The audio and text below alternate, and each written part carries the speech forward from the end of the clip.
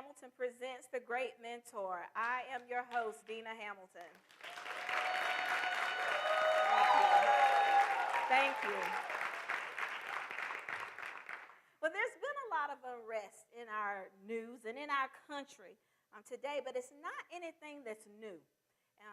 There have been a lot of controversy around our young men, and I really want to address that. I really want to put a light on the young men who are doing fabulous things.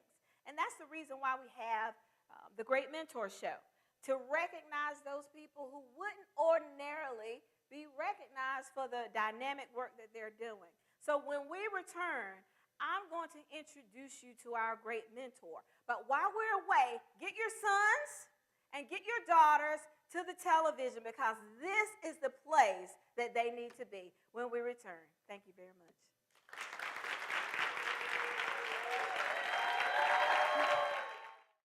Dina is very passionate about helping others find their passion. As a certified business coach, it is her desire to inspire you to build your best life and your best business. Dina's track record of helping others achieve success is evident. However, she knows there are many more she is called to help. If you would like to speak with Dina regarding private one-on-one business coaching, please schedule your free private coaching consultation by visiting her at www.dinahamilton.com. And welcome back to the Great Mentor Show. I'm Dina Hamilton, your host.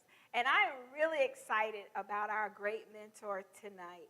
And I'm excited because there are so many negative images in media today about our young men that I had to find somebody who was exuding the positiveness that I know is out there. Isn't everybody ready to see some black young men doing some amazing things?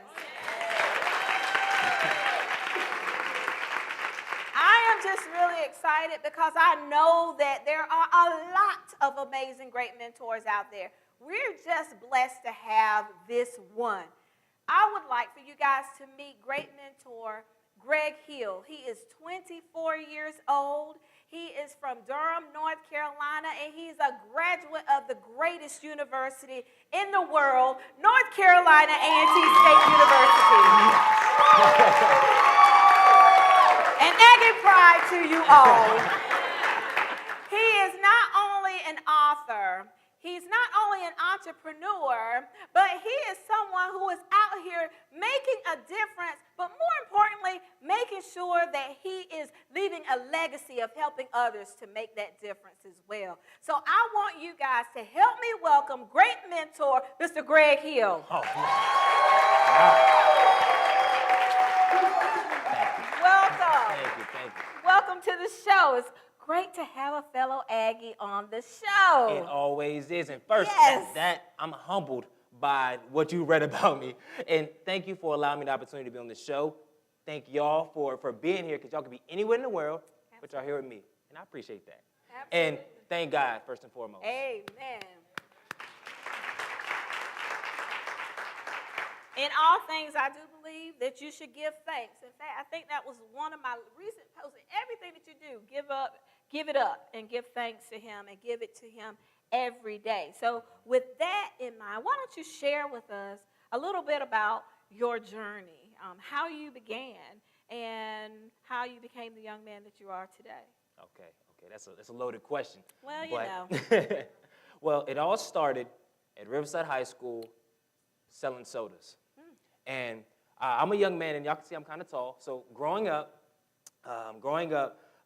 my mom only gave me $2.50 for lunch money. And at Riverside, it's $1 for fries, $2 for Gatorade. So I'm like, what am I doing with $2.50? So one day, my mom gave me $20 for the whole week, right? And I went to Sam's Club, and I got Gatorades. And I was like, okay, I'm going to bring Gatorades. And I said, I should sell these. So I got a big duffel bag, right? I went to the gym class. And I said, hey, guys, I'm selling Gatorades. And then everyone's like, okay, you selling Gatorades. So I made $24 in that one day.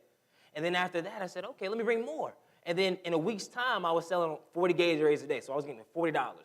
So then, pushing up the shelf, I started selling sodas because the profit margin was a lot lower.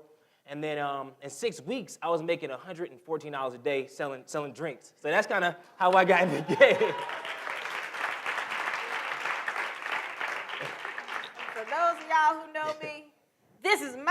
business right here. I love it. I love it. So the excitement of making the sale and making the profit, was that like an adrenaline rush for you? Did you? How did you come to want more? Because generally, when you make a little, you want some more. That's where the trouble lies, but I'm gonna get to there, right? So the biggest thing that I took away from it was I was able to allow, because I had 8 people working for me, so I was able to allow Hold people. up. He had employees.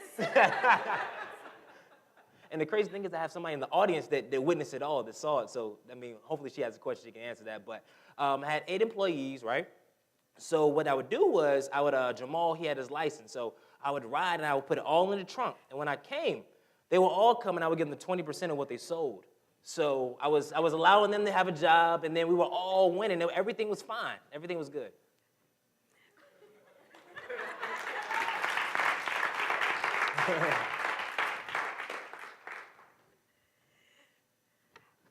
I don't even know what to say. How old were you? I was around 16. 16. Oh my goodness. Get your sons and your daughters to the television. Okay, so you're now an entrepreneur. At 16, you're used to making your own money, and I'm sure that made your parents very, very proud. So now you've graduated, and you've gone on, and now you have a degree in economics from the greatest university in the world, North Carolina A&T State University. That's right, y'all better give it up, especially if y'all some Aggies. And some things happened at that time, right? So now you are an entrepreneur. You're making a lot of money. You've graduated, and you've gone on to be at the greatest university in the world, North Carolina A&T State University. Then what? So at North Carolina A&T, and I'm just going to dive into the whole story of North Carolina A&T. It took me 7 years to graduate undergrad. And 3 years into my undergraduate degree, I was going into my senior year. I had a 3.5 GPA, full-time job offer at Johnson & Johnson. So I was going to be making $60,000 a year. And during that time, I started another business called Join Me Entertainment. And I have a few of my people that work with me there. I had 100 students working for me at Join Me Entertainment. So we did parties, but also did community service. So I had an opportunity to intern under the mayor and whatnot. So at the time, my whole life I've had a lot of entrepreneurial success. So I read a lot. I read a lot of biographies. And then I saw Steve Jobs. He didn't graduate college. I saw what P. Diddy did with Bad Boys. So honestly, pride comes before the fall, so I became real unhumble. So I basically said I really don't need school, and put all my energy, my focus, my resources into my company. And at the end of the day, I ended up taking 3 years to finish my degree through a lot of ups and downs. I went from having a 3.5 GPA and then 2 years having back-to-back 0.0 semesters. And it was really a challenging moment for me, but that experience kind of put me where I am today. Well, I tell you, some of life's most challenging moments end up making you the most victorious. And then when you're in it, you have no idea why you're in it. So when we return to the Great Mentor Show, we're going to find out exactly why he was in what he was in and what he did to overcome when we return.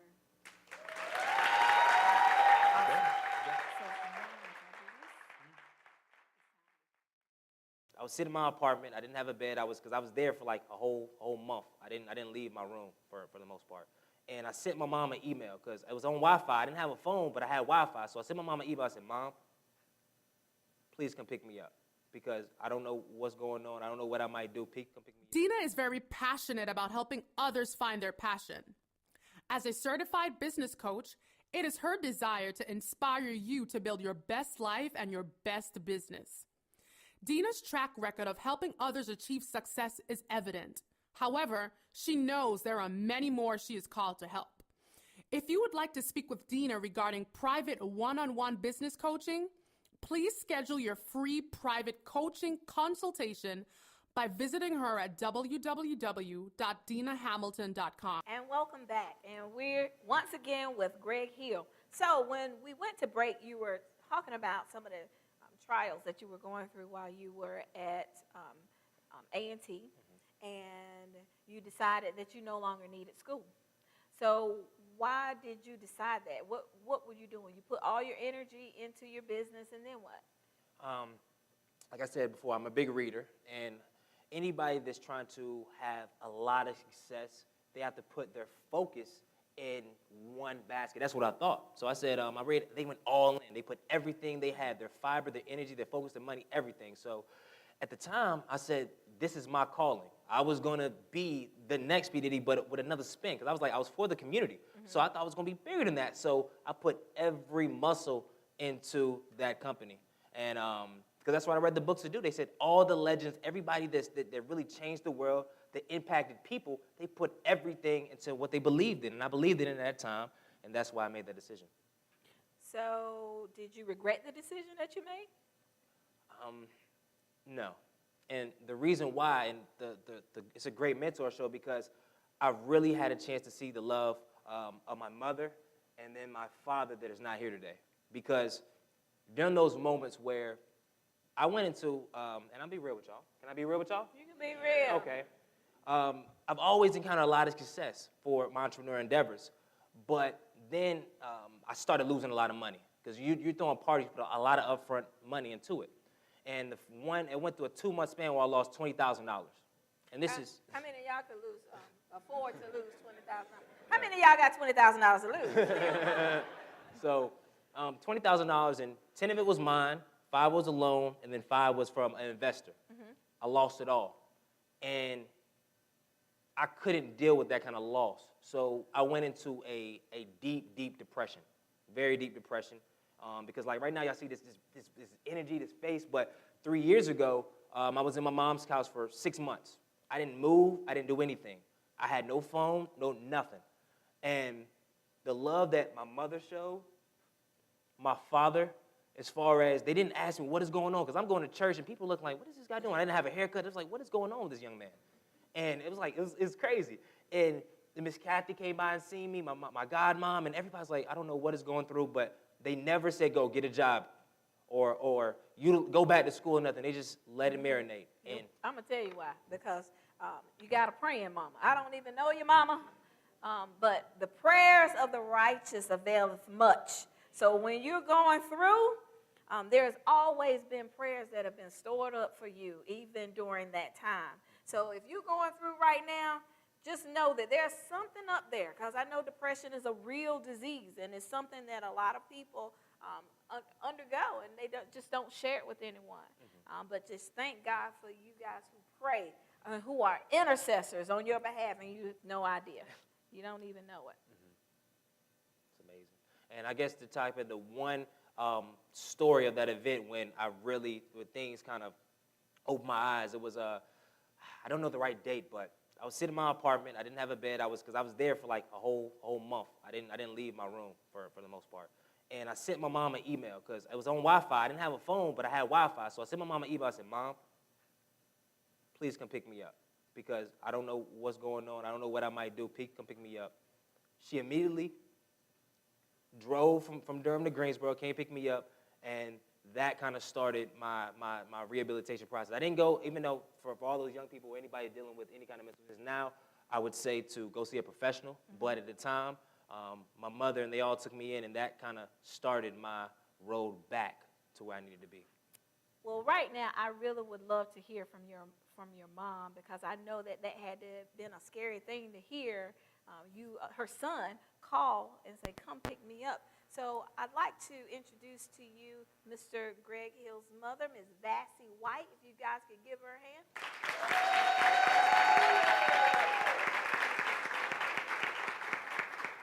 So what was that phone call like for you, Mrs. White? I was really worried, and in fact, probably about a week before, me and his godmother, we went to Greensboro because we hadn't heard from him. So we went and we knocked at the door, and we left a little message under the door, and I called a good friend of his, and we talked, and I was just worried. I just wanted to see my son, and So when I got the email saying, Mom, come get me, my husband had just come home from work. We had been home a couple of hours. We got in the car and we just drove Without a thought. without a thought. Without a second thought. Without All a right, so your parents are there. Now what? They bring you back home. They rehabilitate you. Yeah. The rehabilitation process, it really started it took like 2 months to kind of get in the flow of things because I was still going through the motions. But I started off with a journal. I had a journal, and I said, I felt like I put a lot of pressure on myself because I really hold myself to a high standard. I really want to change the world. I'm going to change the world. And I put so much pressure on myself that I felt as if when I threw a bad party or I lost money that I let everybody down. And I said, I knew in my head, in order to fully address that, A, I need to start reading the Bible again. That's first and foremost. So I started that journey.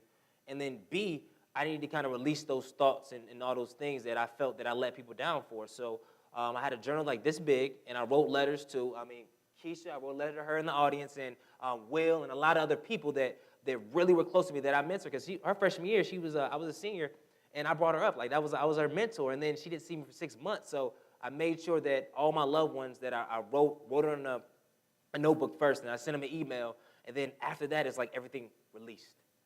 And then I was able to kind of take the first step back into society and say, okay, guys, I made the first phone call to my brother, Jeremy Austin.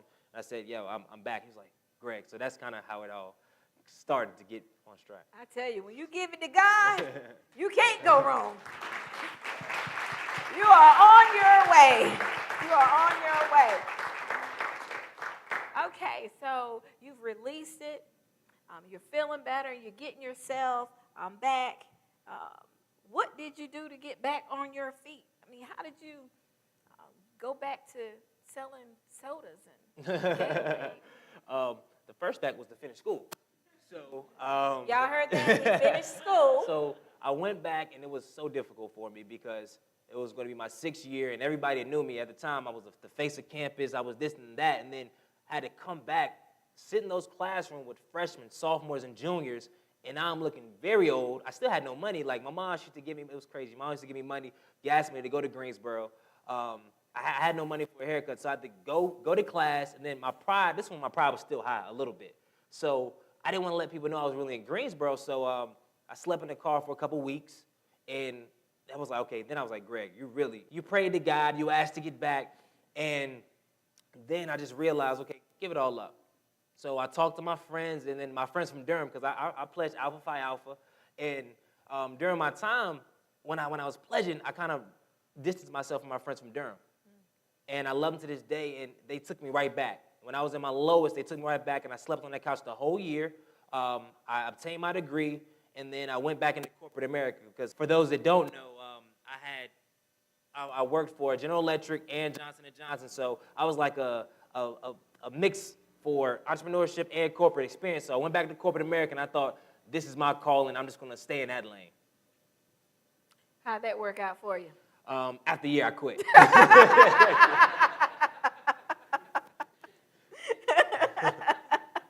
always like asking that question because a lot of entrepreneurs start out in corporate America. I was in corporate America for many years, but it didn't work out that well for me either.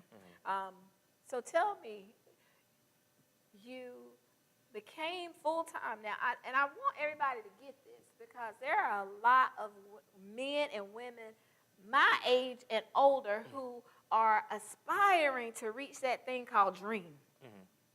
And they have yet to reach it. And you have reached it at such a young age. And this is why I think this story is phenomenal, because you've been able to accomplish in 24 years what a lot of people haven't even been able to accomplish in a lifetime. And I think that that's something that should be applauded.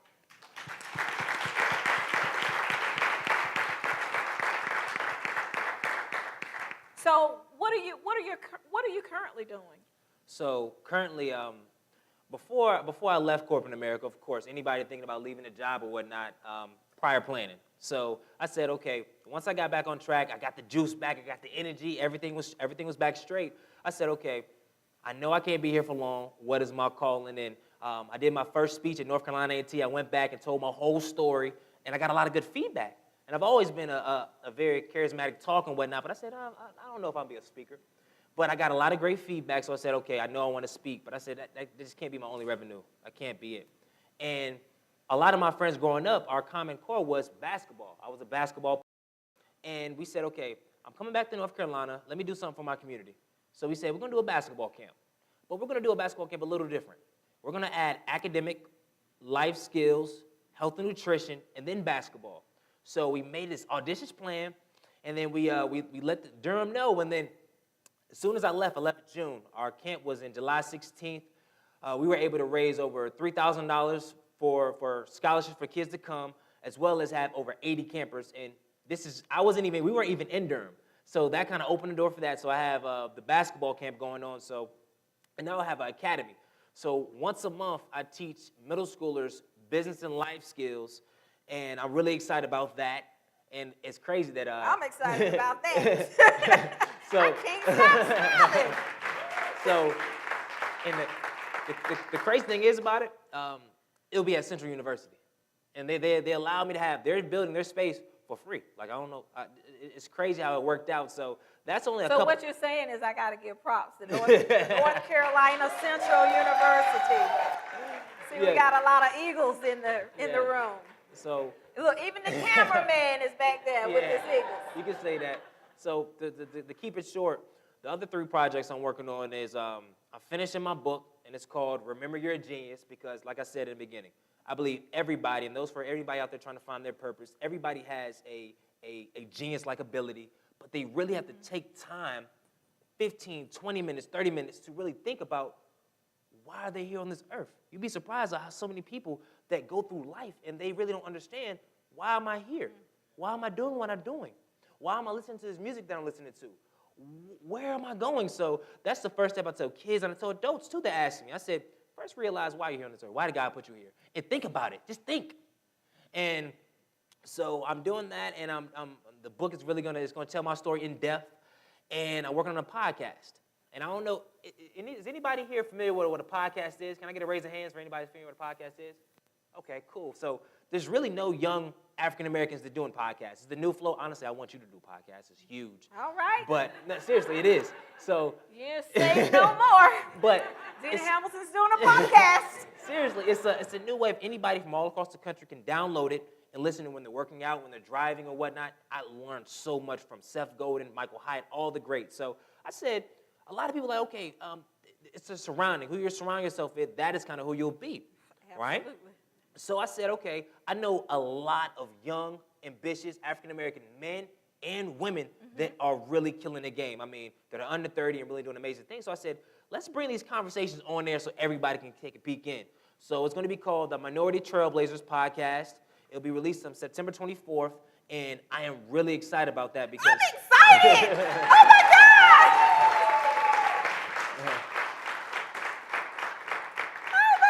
Look, I aspire to inspire, but I have been inspired on this night. Yeah.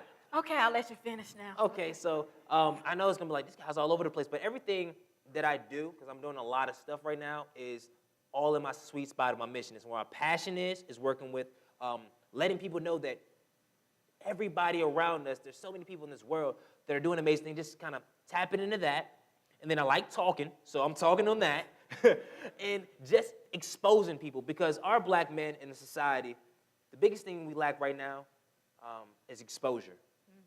And like, say for instance, in my high school year, if I knew that if I got a 3.5 or 3.2 GPA, I can get paid $20 an hour, get a free condo in Atlanta to work on computers, I would have been at every single book possible. But our young black men, they don't know about that. They don't know about certain things like internships or LinkedIn. Like, say if I'm 13, right? I want to be an author. I can go on LinkedIn, send a message to an author, and if I'm black, I'm 13, they love that stuff. Hey, my name is Josh. I want to be an author. Say if somebody sent that to you on LinkedIn, you'll jump out your seat to help them. I did already. Yeah, already, right? My youngest client is an aspiring author, and she's 11 years old. That's amazing. You know all about positioning. Imagine an 11-year-old writing a poetry book, African-American. What kind of positioning and she could set herself up at 13, 14, 15. That's what I want our whole African-American generation to kind of think like. So that's why I'm doing a lot, but I have to. It's my purpose. It's why I'm here. And the way I suffered and the things I went through, that's why my passion is boom. That's why in the industry, as far as speaking, as far as anything that I'm working on, I'm not thinking about anybody else. I'm just thinking about, okay, I put my life into it.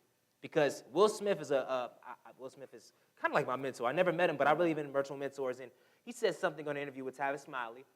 He's talking about dying on a treadmill. And a lot of people that want to be entrepreneurs, want to have all the success, they are not willing to die for what they believe in.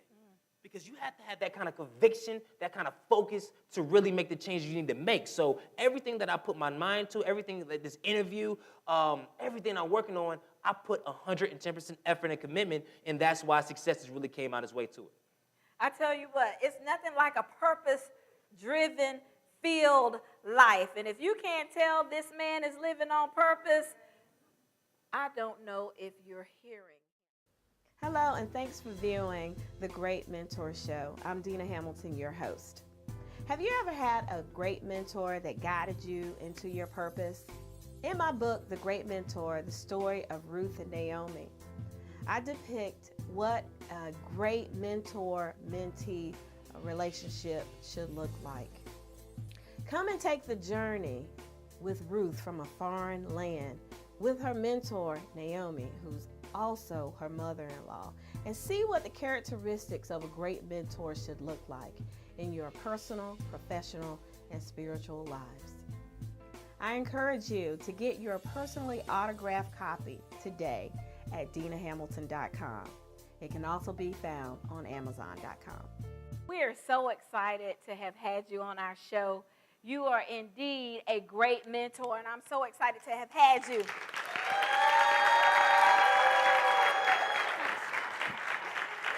But the discussion is not over. Today we had an amazing experience with an amazing, great mentor. And I know he's going to go on to do big and great, amazing things. But I am more concerned about what are you going to do? What are you going to do to live that thing called purpose in your thing called life?